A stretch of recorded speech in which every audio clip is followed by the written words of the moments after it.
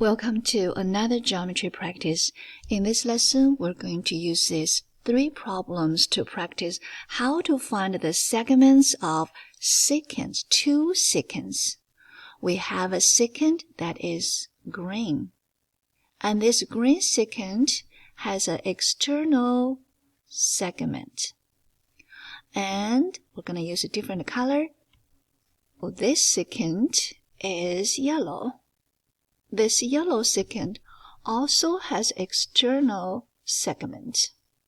These 2 secants, they intersect at one common external point. How do we find the missing x? Let us set up first, then we're going to go back talk about the rule. When we set up, we're going to say, I'm going to write down the external segment, which is 6, multiply the full length of segment. So I'm going to say the full segment, which is 6 plus 9, that is 15. So we have these 2 times each other to find its product. And we're going to do the same thing for this yellow secant that has a 5 as its external segment length. So I'm going to say external segment times full segment. External is 5, and its full length is 5 plus x. Now we can talk about the rule.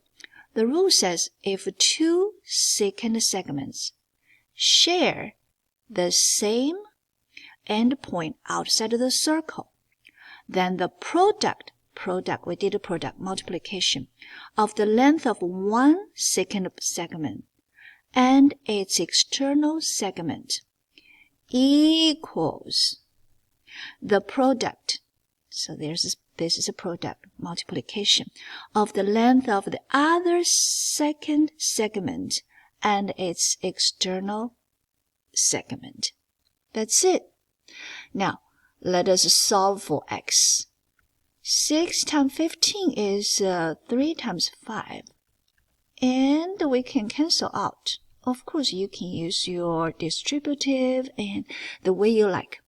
I'm going to cancel out the 5.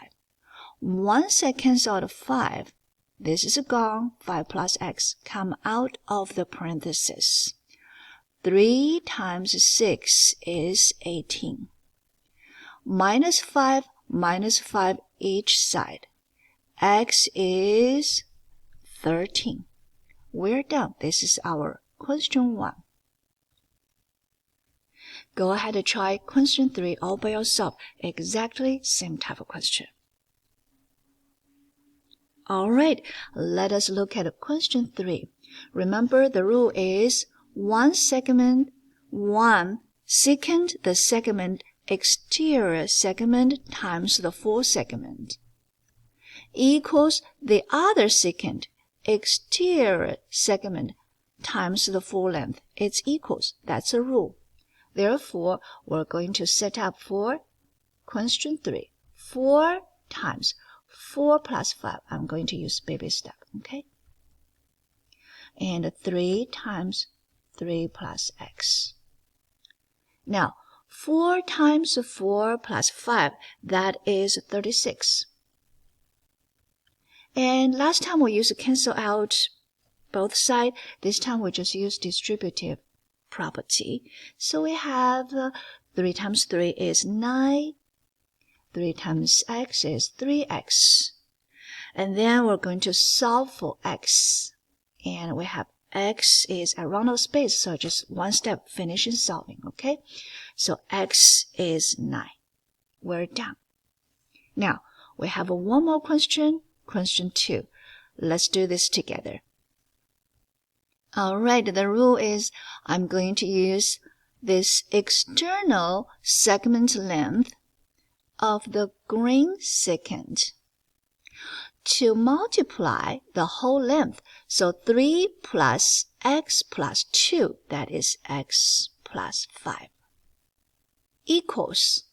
Now I'm going to look at this yellow secant.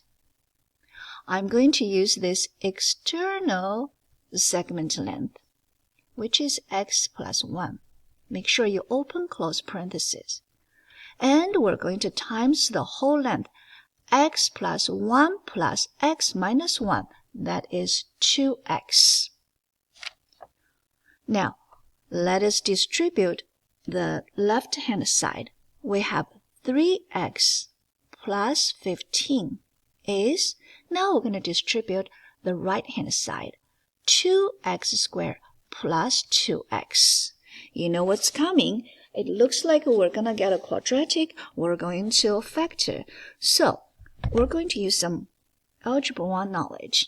But first, we're going to write this one, rewrite it into standard form, so that we have ax squared plus bx plus c equals 0.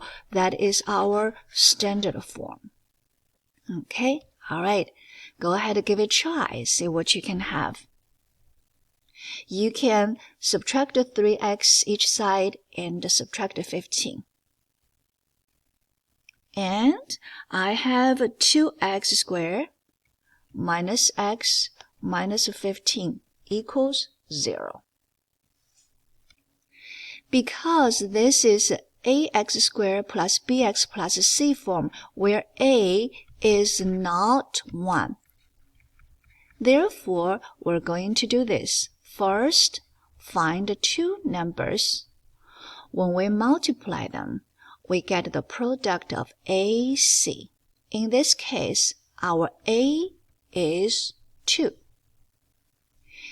C is negative 15. Therefore, AC is negative 30. And continue. I need these two numbers. When we add it, the sum has to be B. In this case, B is negative 1. So negative 1. All right. Let us erase this part. And as I'm erasing, maybe you can figure out what are these two numbers. Are you thinking of negative 6 and a positive 5? That will work. When we multiply them, we get a negative 30. Will it work if we add it? Can we get a negative 1? That's right. It works for us. Therefore, next step.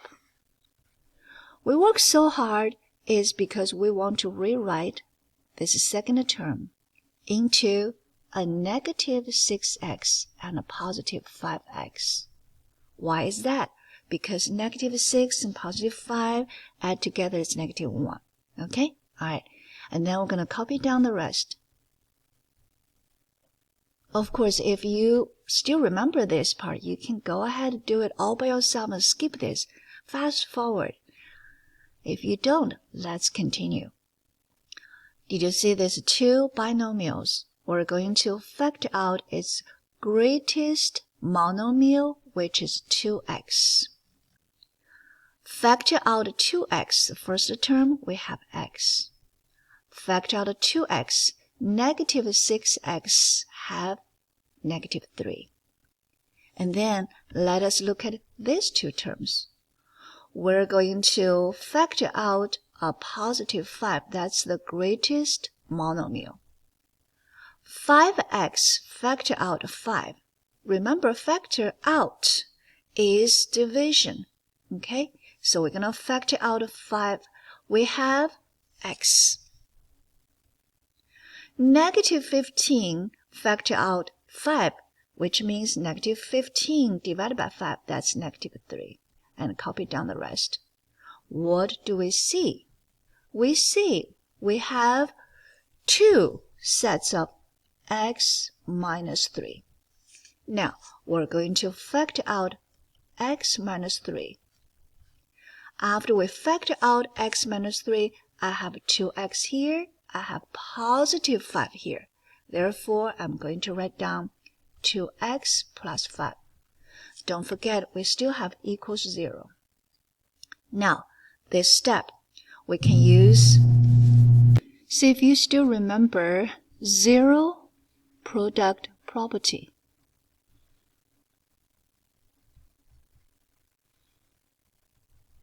If you remember this, you can easily solve what is x. Zero product property says if we have two numbers, a and b, that multiply each other, the product is 0. That means either a is 0 or b is 0. That is our zero product property we can use right here. So we can say two situations. X minus 3 is 0, which makes x is 3. Or we have another situation, we say 2x plus 5 equals 0, which means x is negative 5 over 2. Remember, we're looking for the length, therefore we're going to take the positive value. X is 3. Now, the problem is solved. Happy learning!